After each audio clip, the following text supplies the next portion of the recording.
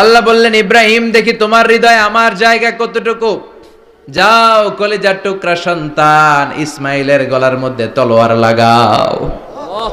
সাইয়েদনা ইব্রাহিম বিয়ে করার পর থেকে আল্লাহর কাছে চাইতে চাইতে শেষ, মাগা সন্তান হয় না। ওনার প্রথম সন্তানটা হয়েছিল সাইয়েদনা ইসমাইল যখন জন্মগ্রহণ করেছে, ইব্রাহিমের বয়স ছিল 86 বছর। সুবহানাল্লাহ কইতে মনে চায় না? এই এলাকায় আসেনি 86 বছর বয়সে সন্তান হয়েছে? হ্যাঁ, এরকম শক্তিশালী পুরুষ কেউ আছে? আহা, 86 বছর বয়সে তো হাঁটতেই পারে না।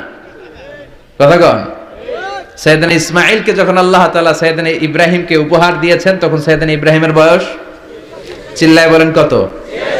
86 বছর বয়সে যে কলিজার টুকরা সন্তানটাকে হাতে পেলেন, চাঁদের মতো সুন্দর ছেলে। আল্লাহ বললেন, দেখি আমার হৃদয়ে তোমার জায়গা কতটুকু, ইসমাইল রে জবাই করো। বলতে দেরি, ছুরি লাগাতে দেরি হয় না।